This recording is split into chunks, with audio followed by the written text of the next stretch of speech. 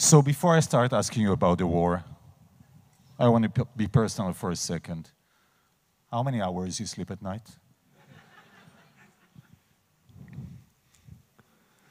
I always need to think about the answer, but I think I sleep enough. I don't sleep a lot. But when I sleep, or I don't get concentrate too much about sleeping. I'm thinking about the ones who are fighting in Gaza, and I'm thinking about our hostages, and it's enough to keep on working.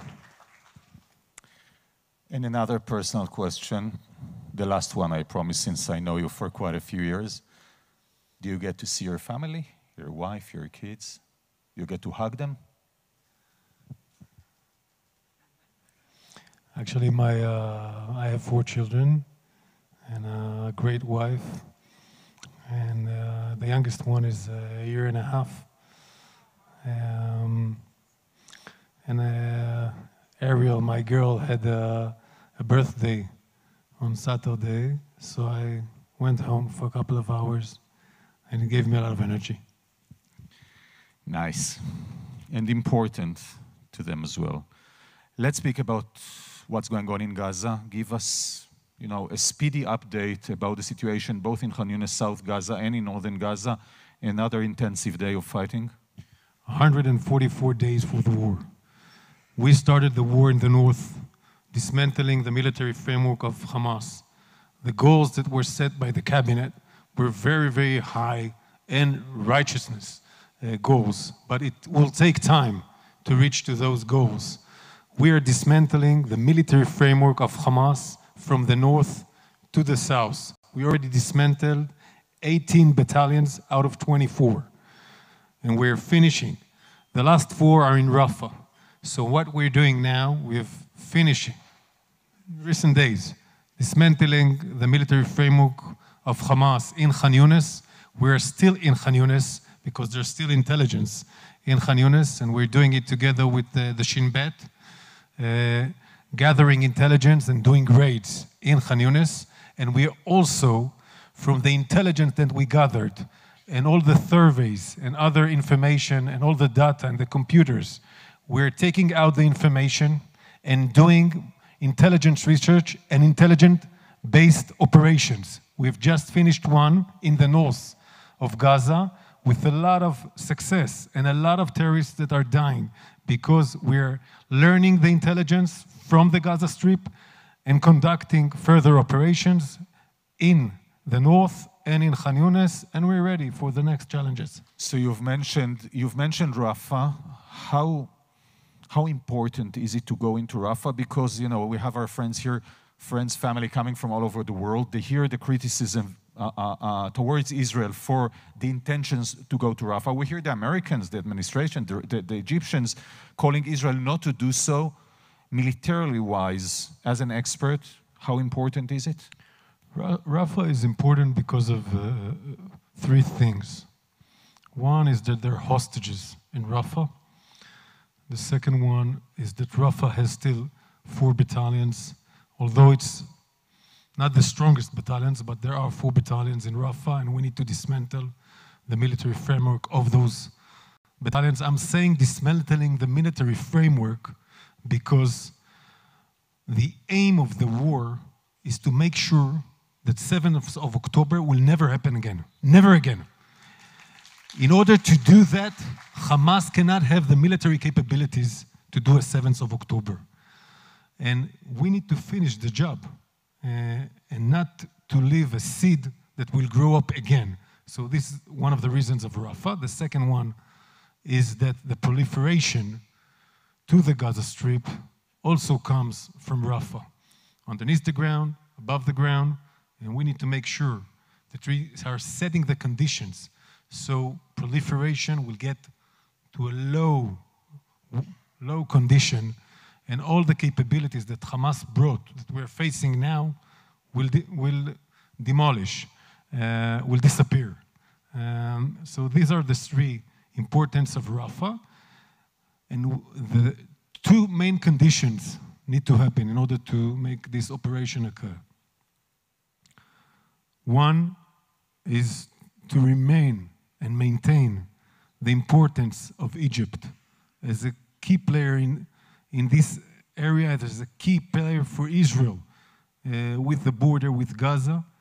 And we are talking with the Egyptians and make sure that for both countries, whatever we do in Rafah will serve both countries' agenda. And in military way, we are in great relations with the Egyptian, and we have to listen to the Egyptians and their interests. The second thing is that there are now 1.4 million people in Rafah. And we cannot conduct an operation with 1.4 million people in Rafah. There are 2.2 in the Gaza Strip. So we need to set the conditions with humanitarian excellence, making sure that the movement of people to a safer zone will occur, and they will be provided with food, Medicare, hospitals, field hospitals that are already been built in these areas by countries like the Emirates and other, and those conditions can be set so we can do the Rafah operation. And what do you answer to those who claim around the world, and you hear it often, that Israel is committing genocide in Gaza and Israel is killing Palestinians and preventing them from food, etc., etc. I mean, our friends here hear it all the time all around the world. What do you answer? I answer that we are fighting against Hamas, not against the people of Gaza. And we aim this war for the main mission, to rescue our hostages and set them free, but also to make sure that Hamas and the citizens of Gaza are freed from Hamas. Because we need to make sure that Hamas, in a military way, not in an idea way, because in an idea way you cannot demolish an idea. You can demolish the military framework, will not have the capability to do what he did and use the Gazans. Two things happen, or two things you can see in Hamas philosophy. The cruelness and brutalness of ISIS, Daesh, that was emphasized on the 7th of October, which is the most documented massacre in world history, because it was live-streamed, because it was used by GoPros and cell phones of the victims the terrorists were taking and photographing their horrified thing, raping, murdering, burning, mutilating. This is the most horrific massacre. When Hamas finished this cruelness, they went into Gaza and did the other thing in the philosophy. Used the Gazans as a human shield, which they have been building for years, this technique of tunnels underneath hospitals, underneath schools, using apartments, putting weapons and terrorists in civilians area, and especially in sensitive areas like schools, hospitals, mosques, and other. And we need to reveal this system and to break this system in order that something new will grow in Gaza. You've mentioned the hostages more than once since we started our conversation. How deep is it in the mindset of the forces operating in Gaza? Because we've had some tragic moments during that war regarding the hostages. For the IDF, the 7th of October is a failure, and it's something that we need to build the trust of Israelis and Jews around the world that the IDF will protect them. And 240 hostages in the beginning of this war were, again, one of the main missions in hearts and minds of every warrior. Some of the warriors passed through the Nova party when they entered into Gaza. If you already been in Gaza, everybody that goes to Gaza, I've been there many times, and you meet a soldier in the street, in one of the missions, you meet a commander, you say, what is the most important thing? Why are you here for 60 days, 70 days? I'm here for one thing, to rescue the hostages. this is on their minds, on their hearts, and I'm sure that the tragic moment where a soldier, our soldier, tragically killed 3 hostages is something that we've did a lesson learned, a quick, fast investigation and lesson learned to all the soldiers in the Gaza Strip, because again, dismantling Hamas is one thing, but bringing and rescuing the hostages is the main thing that we're trying to do in Gaza.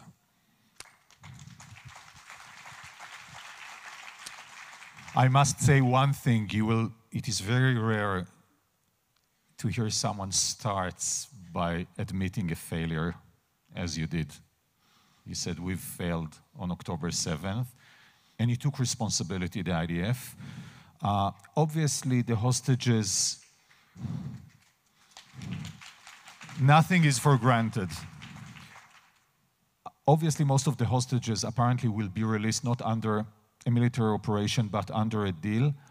If I would have asked you what are the IDF's red lines, what would you say? I don't think we have red lines. We have goals from the cabinet. Our red lines is that there won't be a 7th of October again. Never again in the north, in the south. These are red lines. But we don't have any red lines. We have the goals of the cabinet, but our role is to set the conditions to make it happen. And we will face any scenario that we will find. If we will be requested to get out and get back, we will know how to do that. The IDF said already, the IDF Chief of Staff, Herzl Levy, said that you will know to lay back and then to go back, which is not easy to do within a war. Can you elaborate a bit?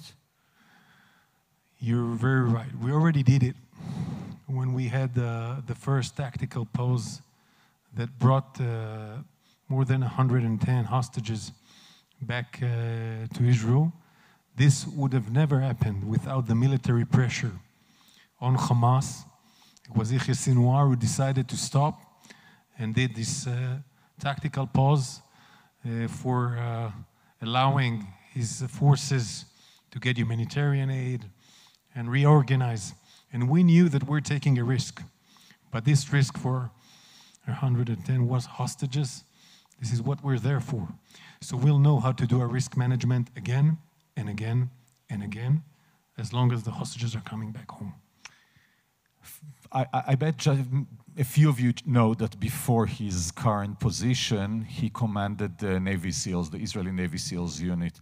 And the current commander, the Navy SEALs, were involved in rescuing, releasing 2 of the hostages. And you told me that day I would have paid any amount of money that's right. to be there and not here. That's right.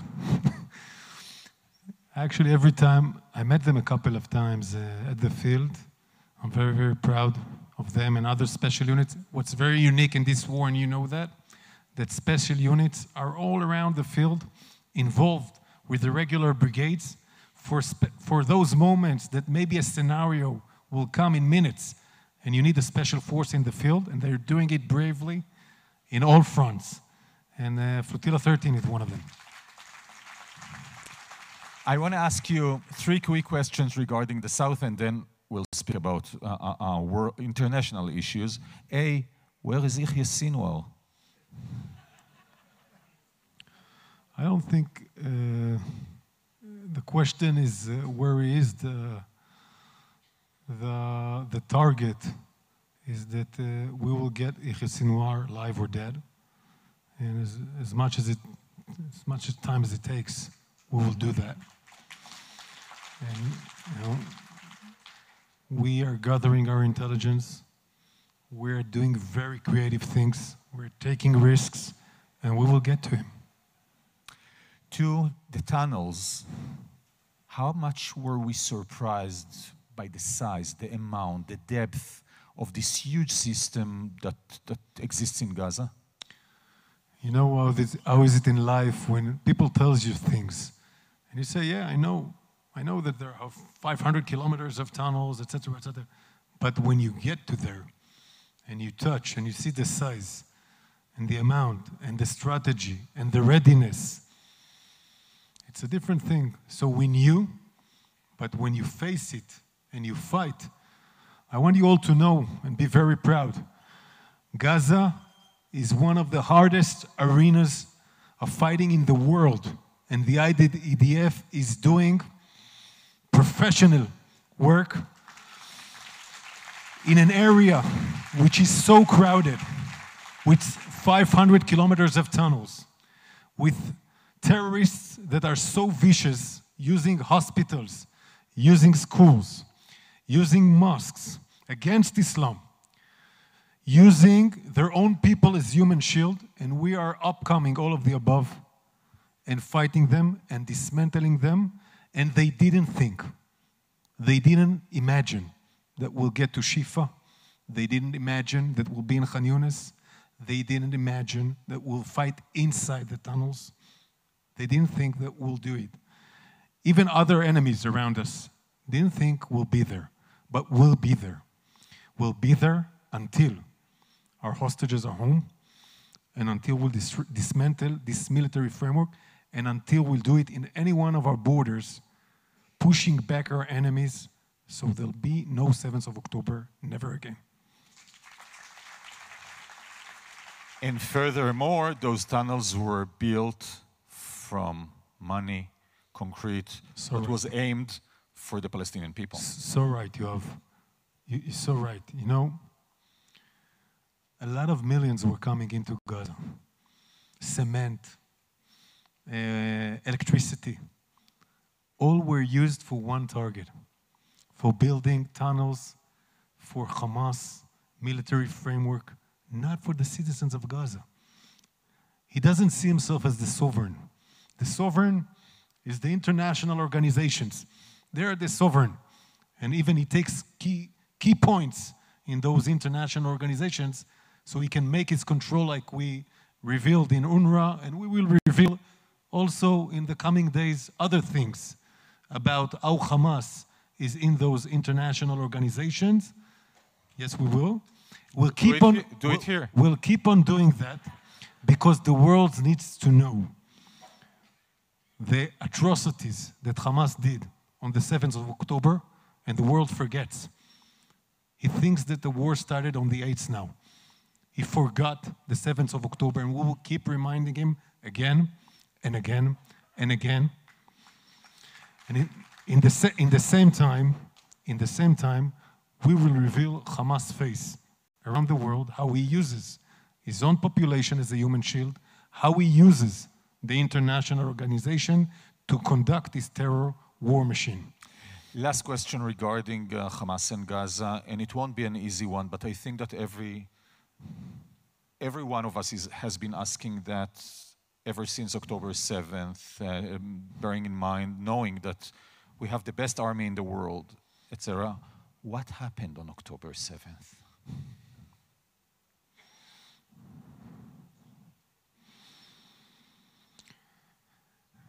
I think we thought that we understand and know Hamas, and we were wrong. We need to be very modest about that, about understanding our enemies and about our readiness. We thought that we have a good obstacle and sensors in the border. And we were also wrong about that. And we have a lot to do, lesson learning. We're starting it now. We're going to be very, very transparent, very honest about it, very modest, in order to learn. Because if we don't learn, we'll face it again. And the IDF is known, and we have to show it to the public in order to build the trust that we will do a thorough understanding and investigation about those events and show the conclusions. Why did they occur, and what are we going to do so they won't happen again? I want to use the time that we have left to speak about the world. When you see the amount of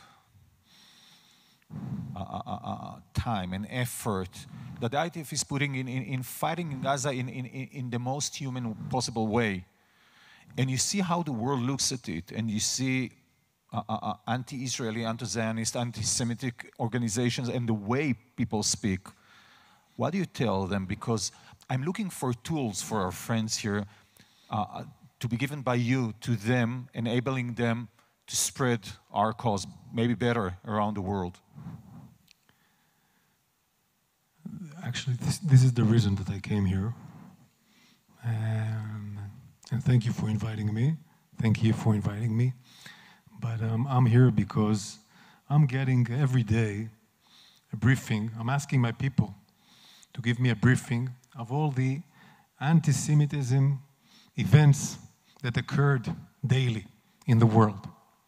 And I'm seeing, as you're facing, a dramatic increase of anti-Semitism around the world. And I saw the slogan here somewhere, the challenges of, the challenges, the Jewish people challenges. And I think you're facing a tremendous challenge. We're facing it together. This is not a war that occurs only in Gaza. This is a war that there are two wars that occur today in the world. If you look in a zoom, one is in the Ukraine, the other one is here in Gaza. In both, it's quite easy to distinguish good and evil. And another thing, global powers are involved in both of them. And in both of them, you can understand easily who is the liberal democracy that is fighting and for what values are they fighting for their own existence.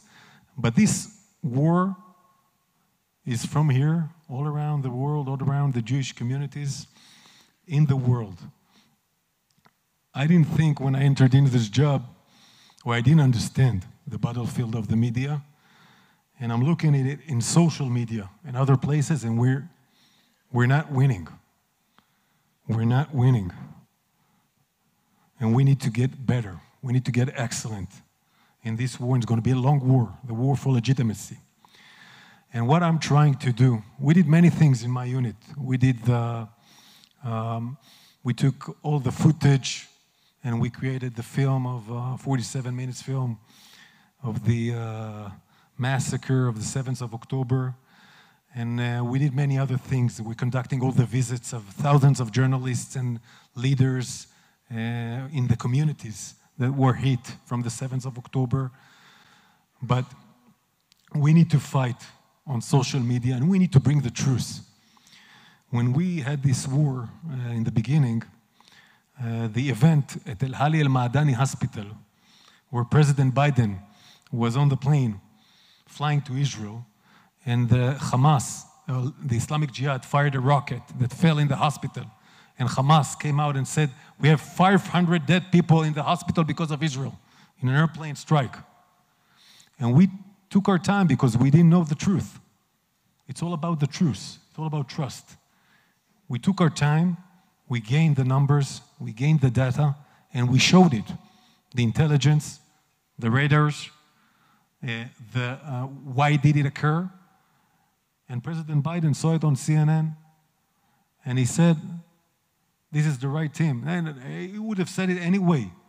But we gained the credibility of all the media in the world. Usually it doesn't give us this credibility. So it's all about bringing the truth. And you have a key role to do that. And I want to show you something on the board, if I can. When I was here on the way in my car, I told we did a phone call, me and all my people, and we did a Zoom. And I said, I want to leave a message here. And my message to you is, be strong. Keep on what you're doing. You're our voices in the world.